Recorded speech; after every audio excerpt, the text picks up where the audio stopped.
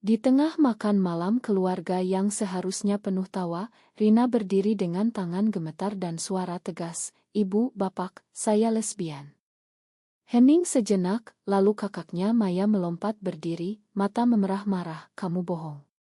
Kamu sebenarnya mencoba mencuri suamiku, Budi. Itu alasanmu mengaku lesbian." Kata-kata itu seperti petir menyambar seluruh ruangan, membuat seluruh anggota keluarga terdiam membeku, dan Rina merasa dunia runtuh di depan matanya. Dia tidak menyangka bahwa pengakuan yang sudah dia persiapkan selama berbulan-bulan akan berakhir seperti ini. Selama bertahun-tahun, Rina menyimpan rahasianya rapat-rapat. Dia bekerja sebagai manajer di perusahaan periklanan di Jakarta, bertemu Sinta di kantor, jatuh cinta pada pandangan pertama saat mereka mengerjakan proyek bersama. Sinta, dengan senyum hangat dan mata yang penuh pengertian, menjadi pelabuhan aman baginya di tengah kota yang sibuk dan masyarakat yang masih banyak prasangka. Tapi hari ini, di rumah orang tua di pinggiran Jakarta, di tengah acara ulang tahun ayahnya yang ke-60, Rina memutuskan untuk tidak bohong lagi. Dia lelah menyembunyikan siapa dirinya, lelah berpura-pura bahwa dia akan menikah dengan pria suatu hari nanti seperti harapan keluarga.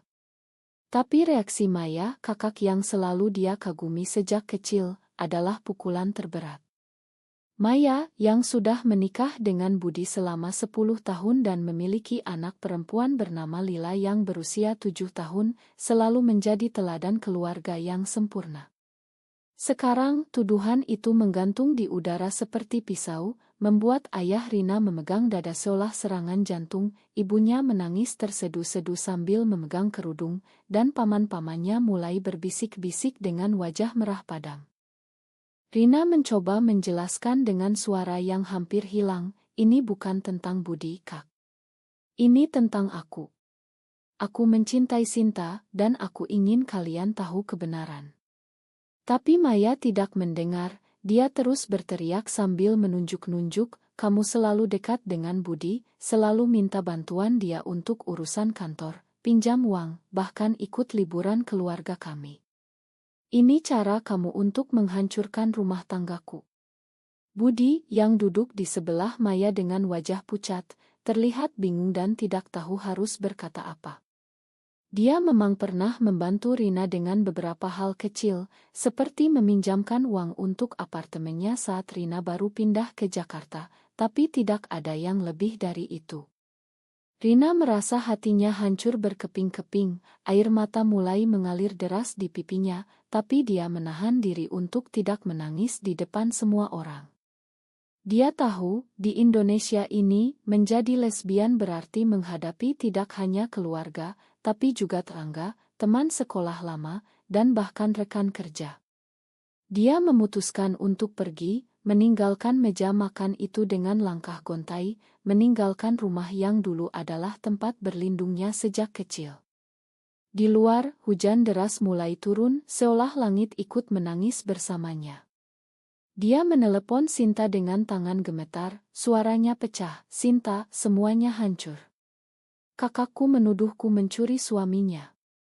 Sinta di ujung sana langsung menjawab tanpa ragu, "Aku di sini untukmu, Rin. Aku akan ke apartemenmu sekarang juga.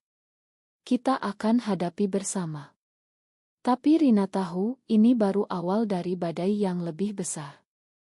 Malam itu, Rina duduk sendirian di apartemen kecilnya di kawasan Kemang, pikirannya berputar tanpa henti.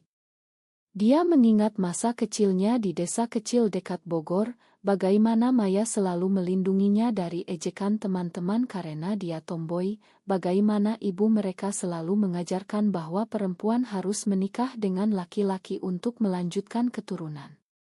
Sekarang semua itu terasa seperti mimpi buruk. Apakah dia egois? Apakah dia salah karena ingin hidup bahagia dengan Sinta?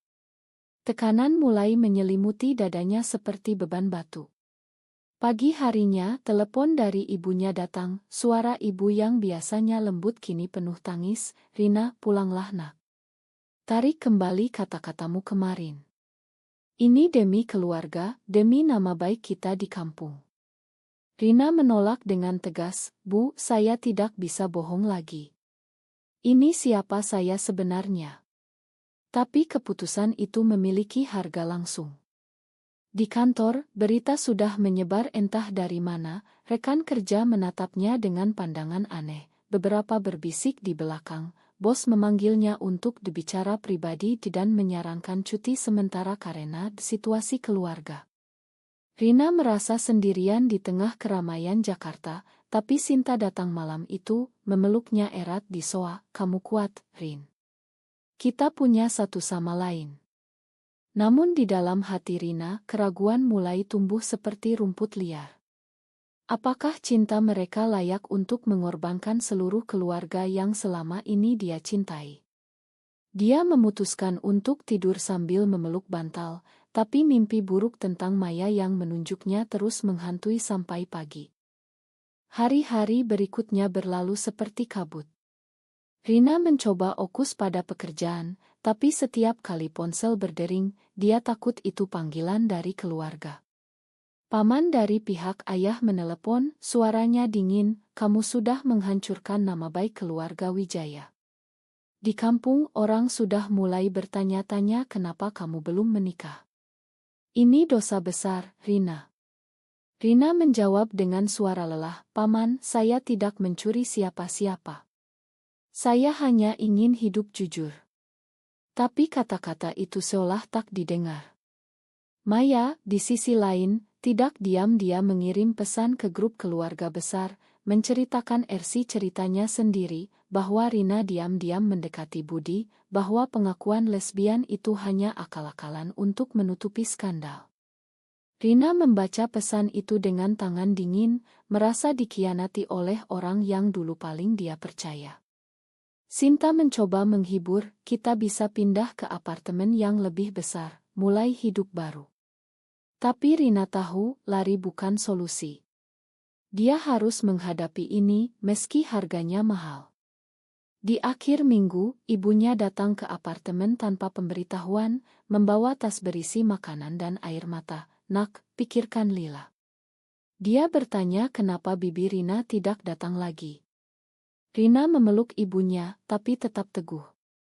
Keputusan untuk tetap menjadi dirinya sendiri mulai terasa seperti pedang bermata dua.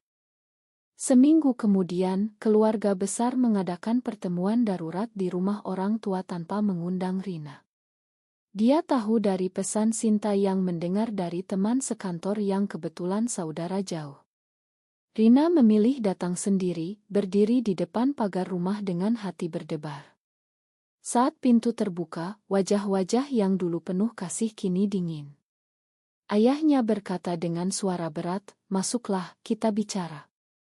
Di dalam ruang tamu yang penuh oto keluarga, Maya duduk di sebelah Budi dengan tangan saling genggam, seolah menunjukkan benteng pertahanan. Lila, anak kecil itu, duduk di pangkuan neneknya, mata polosnya melihat Rina dengan bingung. Rina duduk di kursi paling ujung, merasa seperti terdakwa di pengadilan keluarga. Paman tertua membuka pembicaraan, Rina, kami sudah dengar semuanya dari Maya. Kamu harus minta maaf pada kakakmu dan tarik pengakuanmu itu. Keluarga kita Muslim, ini tidak bisa diterima. Rina menggeleng pelan, saya tidak mencuri siapapun. Saya hanya mencintai perempuan. Itu bukan pilihan, itu siapa saya. Maya langsung menyela, suaranya tajam, lihat. Dia masih ngotot. Budi, katakan pada mereka bagaimana Rina selalu menghubungimu diam-diam. Budi menunduk, suaranya pelan, Maya, itu tidak seperti itu, tapi Maya memotong, kamu selalu membelanya. Apa karena kamu juga ada hubungan dengannya? Ruangan langsung riuh. Ibu Rina menangis lagi, ayahnya memukul meja, cukup. Rina, kalau kamu tidak mau berubah, jangan pernah pulang lagi. Rina berdiri, air mata mengalir, tapi suaranya tegas, kalau begitu, saya pergi. Tapi ingat, saya tetap anak kalian. Dia keluar dari rumah itu dengan dada sesak, meninggalkan Lila yang memanggil pelan, Bibi. Di apartemen, Sinta sudah menunggu dengan makanan hangat. Mereka tidak mengerti, Rin. Kita bisa buat keluarga kecil kita sendiri. Rina memeluk Sinta lama, merasakan kehangatan yang selama ini menjadi kekuatannya. Tapi malam itu, Rina tidak bisa tidur. Dia membuka album Otto lama di ponsel, melihat Otto lila saat bayi, ingatan yang dia kubur dalam-dalam mulai muncul lagi. 7 tahun lalu, saat Rina baru 21 tahun dan baru sadar orientasinya, dia dan pacar pertamanya saat itu memutuskan untuk punya anak melalui donor sperma. Mereka takut keluarga tahu, jadi Maya, yang saat itu baru menikah dan ingin membantu adiknya, menawarkan diri untuk mengurus semuanya secara resmi. Rina yang sebenarnya melahirkan Lila secara rahasia di klinik swasta, lalu menyerahkan bayi itu pada Maya dan Budi untuk dibesarkan sebagai anak mereka sendiri. Itu pengorbanan terbesar Rina, demi melindungi rahasianya dan agar Lila punya keluarga normal. Maya dulu berjanji akan menjaga rahasia itu selamanya. Tapi sekarang, tuduhan mencuri suami itu seolah cara Maya untuk mengalihkan perhatian dari kebenaran yang lebih besar. Rina menangis sendirian, memutuskan bahwa saatnya rahasia itu terbongkar, meski harganya mungkin kehilangan segalanya. Pagi harinya, Rina pergi ke kantor dengan kepala tegak. Bos memanggilnya lagi, kali ini lebih tegas, "Rina, gosip ini memengaruhi tim. Mungkin kamu butuh waktu untuk menyelesaikan masalah keluarga." Rina mengangguk, tapi di dalam hatinya dia tahu ini diskriminasi. Sore harinya, dia bertemu Sinta di kai kecil dekat kantor. Sinta memegang tangannya di bawah meja, "Aku bangga padamu. Tapi aku juga takut," keluargaku mulai bertanya. Rina tersenyum pahit, "Kita hadapi satu persatu." Tapi di balik senyum itu, Rina mulai merasakan beban yang semakin berat. Malam itu, Lila menelepon diam-diam dari kamarnya, suara kecilnya, "Bibi, Mama bilang Bibi jahat. Tapi aku kangen Bibi." Rina menjawab dengan suara tercekat, "Bibi juga kangen kamu, sayang. Suatu hari nanti kita akan ketemu lagi." Telepon itu membuat Rina semakin yakin bahwa dia harus bertindak. Dia mengirim pesan pada Maya, "Kita perlu bicara berdua. Ada yang harus aku katakan tentang Lila." Maya membalas singkat, "Jangan ganggu keluargaku lagi." Tapi Rina tahu pertemuan itu tidak bisa dihindari. Hari-hari berlalu dengan ketegangan yang meningkat. Keluarga mulai memutuskan kontak dengan Rina. Saudara-saudara sepupu di grup WA blokir nomornya. Di media sosial, ada postingan tidak langsung dari Maya yang membuat teman-teman lama Rina bertanya-tanya. Rina merasa dunianya menyempit, tapi Sinta tetap di sisinya, memasak makan malam, mendengarkan cerita, bahkan mengajak Rina jalan-jalan di taman kota untuk menghirup udara segar. Di salah satu sore itu, di taman yang sama tempat mereka pertama kali berciuman secara diam-diam, Sinta berkata, "Apapun yang terjadi, aku pilih kamu." Rina memeluknya erat, merasakan momen bahagia kecil di tengah badai. Tapi kedamaian itu tidak bertahan lama. Paman dari pihak ibu datang ke apartemen Rina bersama 2 orang kerabat lain, membawa ancaman, "Kalau kamu tidak minta maaf pada Maya dan Budi, kami akan bilang pada semua orang di kampung bahwa kamu sudah gila." Rina menutup pintu dengan tangan gemetar, merasa dikhianati lagi. Dia tahu, ini bukan hanya tentang orientasi, tapi tentang kontrol keluarga atas hidupnya. Malam itu, Rina menulis surat panjang untuk Lila, meski belum tahu kapan bisa memberikannya. 2 minggu kemudian, tekanan mencapai puncak ketika Maya mengadakan acara syukuran kecil untuk Lila di rumah dan mengundang seluruh keluarga kecuali Rina. Rina mendengar dari tetangga lama yang kasihan. Dia memutuskan datang tanpa diundang, berdiri di depan rumah dengan baju sederhana yang dulu sering dipakai saat keluarga berkumpul. Saat pintu terbuka oleh pelayan, Maya langsung muncul dengan wajah marah, "Kamu tidak diundang." Tapi Rina tetap masuk, suaranya tenang tapi tegas, "Aku datang untuk Lila, bukan untukmu." Ruangan langsung hening. Lila berlari kecil menghampiri, memeluk kaki Rina, "Bibi." Maya menarik Lila kasar, "Jauhi anakku." Rina melihat ke mata Maya, "Anakmu. Atau anakku." Kata-kata itu seperti bom yang meledak. Semua orang terdiam. Ayah Rina berdiri, "Apa maksudmu?" Rina mengambil napas dalam, 7 tahun lalu aku melahirkan Lila. Maya hanya membantu menyembunyikan. Dia yang mengurus dokumen agar keluarga tidak tahu aku lesbian saat itu. Lila adalah darah dagingku. Maya pucat pasi, "Kamu gila. Jangan dengarkan dia." Tapi Budi, yang selama ini diam, akhirnya bicara dengan suara pelan, "Ini benar. Aku tahu dari awal. Kami melakukan ini karena Rina takut kalian akan usir dia." Ruangan menjadi chaos.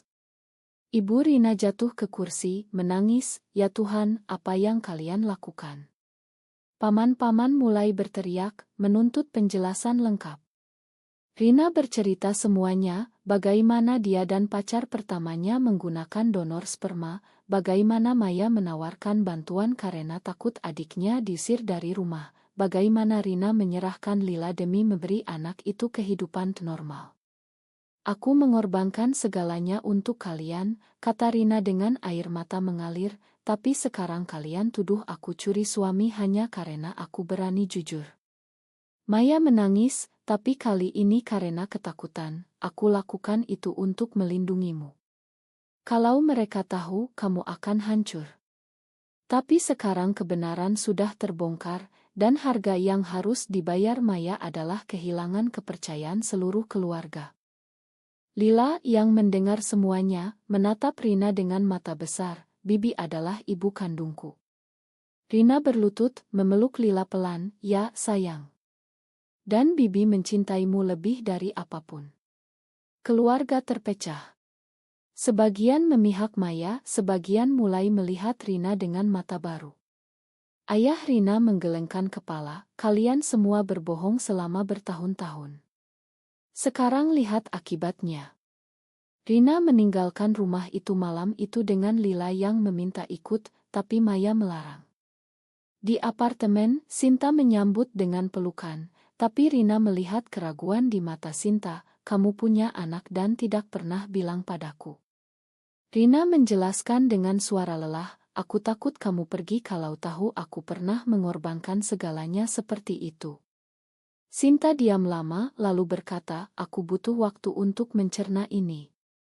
Malam itu, Rina tidur sendirian, merasa kehilangan segalanya sekaligus.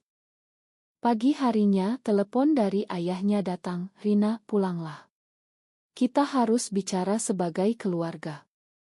Rina pergi dengan hati campur aduk. Di rumah, suasana tegang. Maya duduk terpisah, mata bengkak. Ayah bicara, "Kita salah semua. Tapi sekarang kita harus putuskan apa yang terbaik untuk Lila." Rina mengajukan tuntutan, "Saya ingin hak sebagai ibu kandung diakui. Lila harus tahu kebenaran sepenuhnya." Maya menolak keras, "Kamu tidak bisa ambil dia dariku." Konfrontasi berlanjut berjam-jam, penuh tangis dan teriakan. Rina merasa setiap kata yang dicapkan adalah pisau yang menusuk hatinya sendiri. Tapi dia tidak mundur. Ini adalah keputusan yang dia ambil untuk pertama kalinya, tidak lagi mengorbankan dirinya demi orang lain. Sinta akhirnya datang ke rumah itu sore harinya, berdiri di samping Rina, "Aku pilih tetap di sini. Kita hadapi bersama." Momen itu memberi Rina kekuatan baru. Konflik semakin dalam ketika keluarga memutuskan untuk melakukan tes DNA secara resmi. Hasilnya keluar 2 hari kemudian di klinik swasta, Lila memang anak biologis Rina. Seluruh keluarga besar berkumpul lagi, kali ini dengan wajah-wajah yang penuh kejutan dan kebingungan. Paman yang dulu paling keras kini diam saja, Ibu Rina memeluk Rina sambil menangis, "Makan ibu, nak." Kami tidak tahu kamu menderita sendirian. Maya yang selama ini menjadi pusat tuduhan, kini menjadi pihak yang paling terluka. Dia menatap Rina dengan mata penuh penyesalan. Aku takut kehilangan segalanya kalau rahasia ini terbongkar. Aku pikir menuduhmu mencuri budi adalah cara paling aman untuk melindungi nama baik kita. Rina menjawab dengan suara lembut tapi tegas, Kak, melindungi bukan dengan menghancurkan aku. Budi akhirnya bicara terbuka, saya hanya membantu karena kasihan pada Rina waktu itu. Tidak ada hubungan apa-apa. Keluarga mulai memahami, tapi luka sudah terlalu dalam.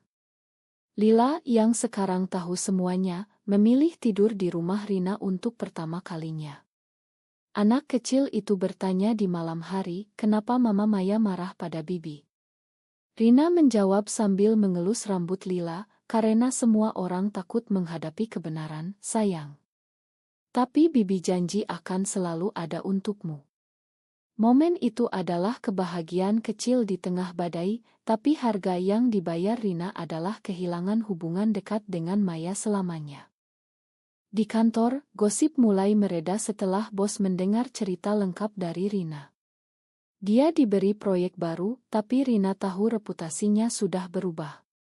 Sinta, setelah mencerna kebenaran tentang Lila, memutuskan untuk tetap bersama, tapi dengan syarat, kita harus terbuka sepenuhnya mulai sekarang. Rina setuju, dan mereka mulai merencanakan masa depan kecil-kecilan, mungkin pindah ke apartemen lebih besar agar Lila bisa tinggal bergantian. Tapi tekanan sosial tidak hilang begitu saja. Tetangga di kompleks apartemen mulai berbisik, teman lama memblokir akun media sosial Rina. Rina merasa setiap hari adalah pertarungan, tapi dia semakin kuat. Dia mulai menulis jurnal, mencatat setiap keputusan dan harga yang dia bayar. Puncak konflik terjadi saat Maya datang ke apartemen Rina sendirian malam hari. Wajahnya pucat, suaranya gemetar, aku kehilangan budi. Dia bilang dia lelah dengan kebohongan kita semua. Rina memeluk kakaknya untuk pertama kalinya setelah berbulan-bulan, Kak, kita bisa mulai lagi. Bukan sebagai musuh. Maya menangis lama, aku iri padamu, Rin. Kamu berani hidup jujur, aku tidak. Momen itu adalah awal penyembuhan, meski lambat. Keluarga besar mulai mengirim pesan maaf satu persatu, meski masih ada yang tidak setuju. Rina tahu penerimaan tidak datang dalam semalam di Indonesia ini. Bulan berikutnya, Rina mendapatkan hak kunjungan resmi untuk Lila melalui kesepakatan keluarga. Setiap akhir pekan, Lila datang ke apartemen, bermain dengan Sinta yang mulai menyayangi anak itu seperti anak sendiri. Rina merasa hidupnya mulai terang lagi. Dia dan Sinta berjalan-jalan di taman kota seperti dulu, tangan saling genggam tanpa takut, meski masih ada pandangan aneh dari orang lewat. Ini harga yang kita bayar, kata Rina pada Sinta suatu sore, tapi lihat apa yang kita dapatkan. Sinta tersenyum, kamu layak bahagia, Rin. Tapi drama belum selesai. Seorang sepupu dari pihak ayah menyebarkan berita di grup keluarga besar bahwa Rina merusak rumah tangga Maya. Maya membela adiknya kali ini, cukup. Rahasia kita sudah terbuka, jangan tambah luka lagi. Dukungan dari Maya yang tak terduga membuat Rina menangis sendirian di kamar mandi. Dia menyadari bahwa pengkhianatan dan rekonsiliasi bisa datang dari orang yang sama. Ayah dan ibu mulai mengunjungi apartemen Rina secara diam-diam, membawa makanan kesukaan, meski masih belum bisa mengucapkan kami terima kamu apa adanya. Rina tidak memaksa. Dia tahu perubahan butuh waktu. Di tempat kerja, Rina dipromosikan setelah proyek sukses, tapi dia memilih untuk mengurangi jam kerja agar lebih banyak waktu dengan Lila. Sinta mendukung penuh, bahkan mengajak Rina dan Lila liburan kecil ke Bandung. Di sana, di tengah udara sejuk pegunungan, Rina merasa untuk pertama kalinya benar-benar bebas. Lila bertanya, Bibi dan Tante Sinta akan menikah. Rina tertawa pelan, mungkin suatu hari, sayang. Tapi yang penting kita saling sayang. Momen itu adalah kebahagiaan murni yang lama dia impikan. Tapi di balik senyum, Rina masih membayar harga, kehilangan beberapa teman lama, hubungan tegang dengan sebagian keluarga, dan luka batin yang butuh waktu untuk sembuh. Maya mulai terapi sendiri, mengakui bahwa tuduhannya dulu lahir dari ketakutan kehilangan posisi sebagai kakak sempurna.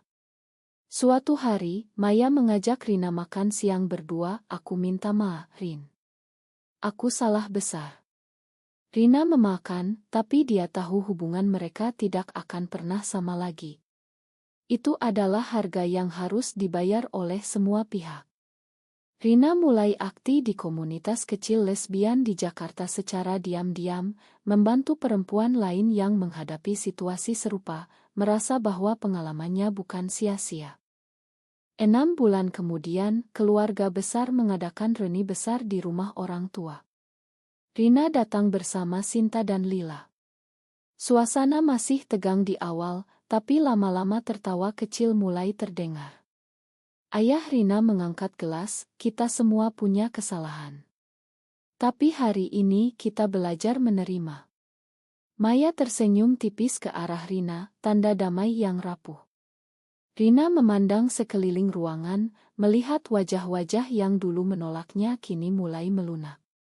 Dia tahu perjalanan ini belum selesai, tapi dia sudah tidak lagi sendirian. Malam itu, di apartemen, Rina duduk di balkon sambil memandang lampu-lampu Jakarta. Sinta memeluknya dari belakang, kamu sudah lakukan yang benar. Rina mengangguk, ya, dan aku siap bayar harganya setiap hari.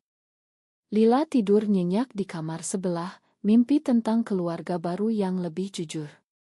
Rina tersenyum, merasa bangun dari mimpi buruk panjang. Dia telah kehilangan banyak, tapi menemukan dirinya sendiri. Apakah benar mencintai sesama jenis harus dibayar dengan kehancuran keluarga, atau justru keluarga yang seharusnya belajar menerima kebenaran meski itu menyakitkan?